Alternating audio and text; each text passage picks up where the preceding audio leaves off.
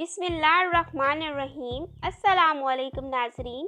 Video start करने से पहले मेरी आपसे रिक्वेस्ट है कि अगर आपने हमारा चैनल सब्सक्राइब नहीं किया हुआ तो हमारे चैनल हेल्थ क्लिनिक को सब्सक्राइब करें।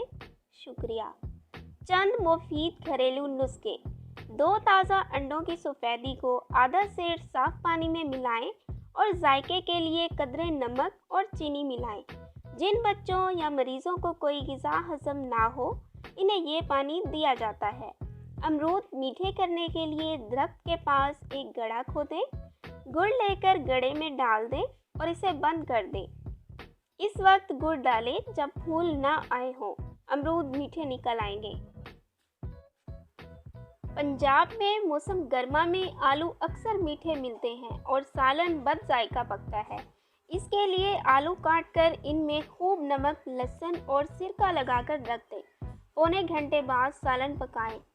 आलू मज़ेदार भी होंगे और खुलेंगे भी नहीं।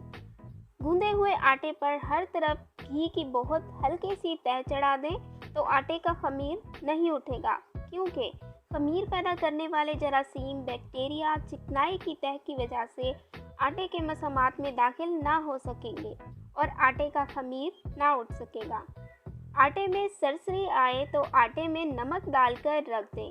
1 किलो आटे में आधा चम्मच नमक डालें और गूंदते वक्त ना डालें। आटे में खमीर पैदा करने का ये तरीका है कि इसे लस्सी से गूंदा जाए, जिससे बेहद नरम रोटी पकेगी और खमीर भी उठेगा, जबकि रोटी बेहद मज़ेदार होगी और देर तक खुश्क भी नहीं होगी। प्याज काटने से पहले छुरी की नोक पर एक आलू का टुकड़ा मल दें तो आंखों में ना जलन होगी और ना ही पानी आएगा।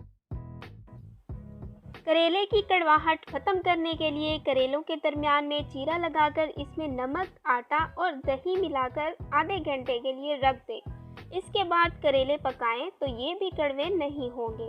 अंडों को उबालने के बाद इनका पानी ज़ाया ना करें, बल्कि इसे ठंडा करके पौधों में डाल दें। इसके बाद देखें अपने पौधों की नशोनुमा।